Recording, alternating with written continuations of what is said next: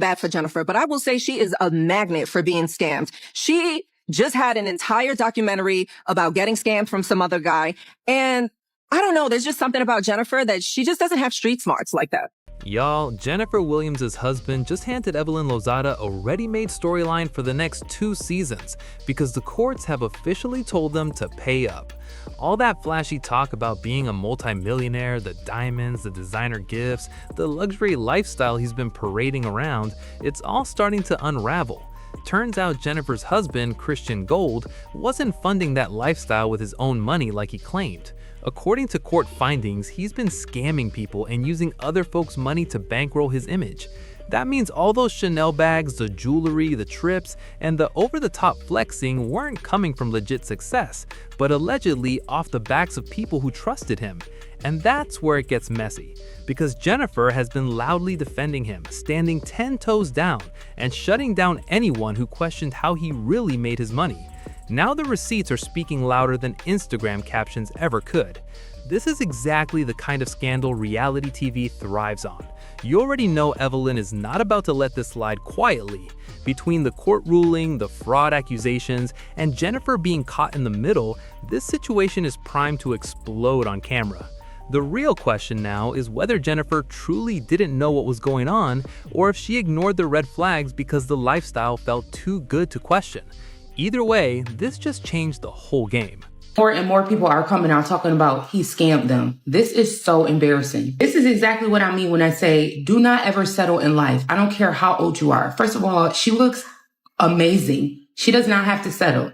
No matter where you are in life, do not settle. When I tell you Jennifer has been scrambling to save face, I mean scrambling for real. For weeks, she's been bending over backwards defending Christian, clapping back at critics, and acting like everyone questioning his money was just jealous or hating. She put her reputation on the line for this man, only for the courts to come back and say, yeah, he's guilty. And to make it even worse, he doesn't even have the money to pay what he owes. That's when it really hit her that she picked the wrong man yet again, and this time, there's no pretty way to spin it. Imagine writing this hard for someone, flexing online, bragging about your lifestyle, only to find out it was all smoke and mirrors. The diamonds, the designer, the luxury trips, all allegedly funded by money that was never really his. Now Jennifer is stuck trying to distance herself while also not fully admitting she got played. You can see it in how quiet she's gotten, how the tone has shifted from loud confidence to damage control. And let's be real, this isn't Jennifer's first rodeo. This is the 3rd time she's gone all in on a man who ended up embarrassing her publicly. At some point, people stop feeling bad and start asking why the pattern keeps repeating. The worst part is that Christian's legal issues don't just affect him, they reflect back on her, especially since she was so vocal about defending him. Now she's facing the reality that the courts don't care about Instagram aesthetics or loyalty speeches. Facts are facts, and the verdict is in. Jennifer gambled on the wrong man, and this time, the bill is coming due. The thing about Jennifer, she continues to repeat the cycle. God continues to send you the same fucking person over and over again, and until you learn whatever that lesson is supposed to be, you know? And she wants to be married and she wants to have a relationship so bad, no matter at what cost. She wanted to marry Tim, you know, and no matter what, I want to be a wife, you know, and she's willing to take just the title without really having in your life a great person. There really has to be something written in Jennifer Williams' birth chart, because what do you mean she keeps attracting the same type of man over and over again? At this point, it's not even shocking, it's just disappointing. Her husband, Christian Gold, is turning out to be no different from the other men she's had to run from, hide from, or publicly defend in the past. Different face, same chaos. If you remember, last year, multiple people who invested in Christian's so-called investment business came forward and sued him for fraud.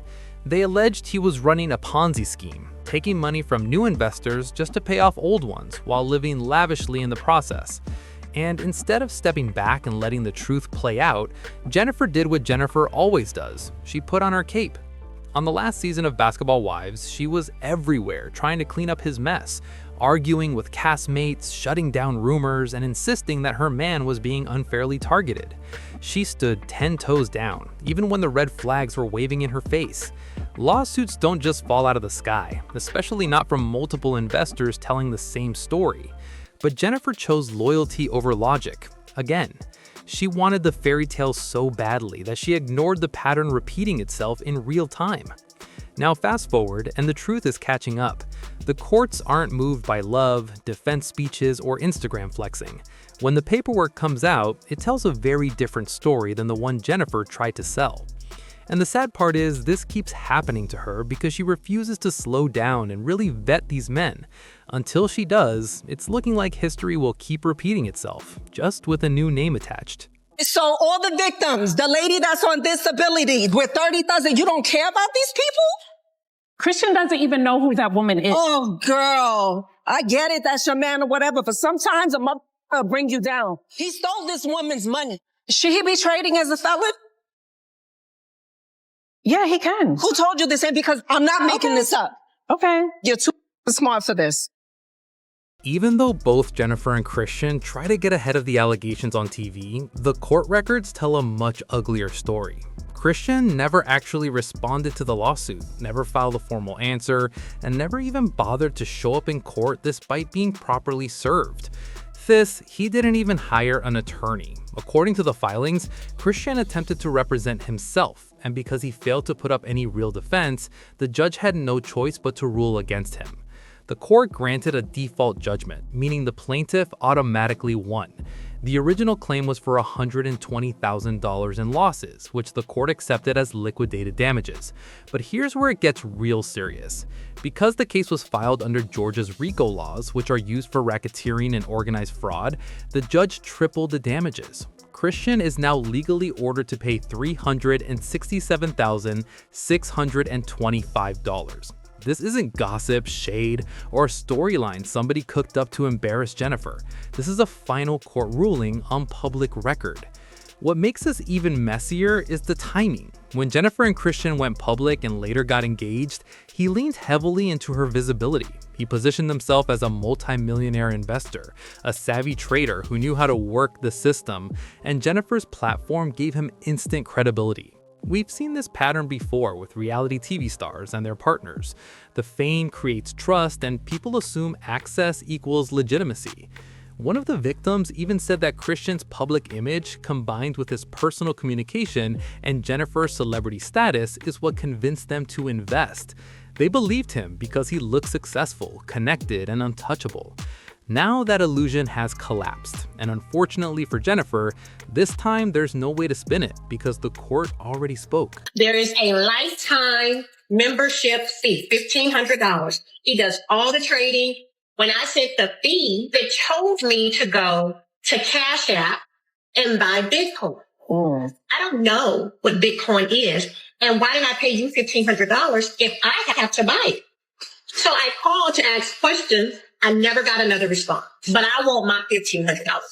We're watching you flaunt your cars, your beautiful diamond rings, this Rolex in front of us, and we were robbed. But as soon as the payments were made, everything allegedly changed. According to court filings and investor statements, Christian's behavior shifted once the money was in his control. When early investors began asking questions or requested their funds back, he didn't immediately refuse. Instead, he would try to persuade them to leave the money where it was, promising even bigger returns if they just stayed patient a little longer. He sold it as a temporary delay, a strategic move, or a short-term hold that would pay off in the long run. And here's where the scheme really took shape. If an investor insisted on getting their money back, Christian would allegedly repay them using funds that came from a newer investor. On the surface, it looked like the business was functioning properly. People were getting paid, withdrawals were being honored, and no red flags appeared obvious at first. But in reality, the money wasn't coming from profits at all. It was just being shuffled around. This tactic created a dangerous illusion. Investors who received payouts became walking advertisements for Christian's operation. They told friends, family, and associates that the investment was legitimate because they had personally been paid. That word-of-mouth trust pulled in even more people, who then unknowingly funded the payouts for earlier investors. It's the classic setup of a Ponzi-style operation, where confidence is the product being sold, not actual returns. The court documents make it clear that this pattern is what convinced the judge to apply Georgia's RICO statutes. This wasn't seen as a simple business failure or a bad investment. It was viewed as a coordinated system designed to mislead, recycle funds, and keep the operation afloat by constantly bringing in new money. And this is why the ruling hits so hard, because once the cycle stops, there's nothing left. No profits, no reserve funds, and no real business behind it. Just a trail of investors who trusted the wrong person and a judgment that confirms their worst fears were justified. So in March, my husband and I looked at each other and we said, something don't sound right. Because if he's got all this money, and I'm going to tell you, our project accounts at this time, I think they were all running, and when we totaled it up in March, it was like $1.1 million equally between all of them. So we're like, there's no way he can't pull from this and give us yes, and I do have receipts of all of this. But here's the part that really seals it. According to the court filings, there wasn't any real investing or trading happening at all. No legitimate accounts, no verified platforms, no actual returns being generated. Christian allegedly kept a large portion of the money for himself while stringing investors along with empty promises and recycled payouts. When people started asking harder questions, the communication slowed, then stopped altogether.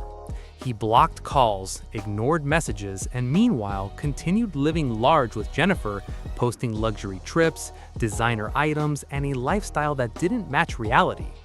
If that doesn't scream Ponzi scheme, I don't know what does. And what's wild is that Christian only decided to acknowledge the situation once the court granted a default judgment against him. That's when he suddenly found his voice. He claimed he couldn't respond earlier because of cyberbullying, online threats, and fear for his life, saying the stress caused severe mental distress. Mind you, this is the same man who had no problem discussing the allegations on television while flexing wealth.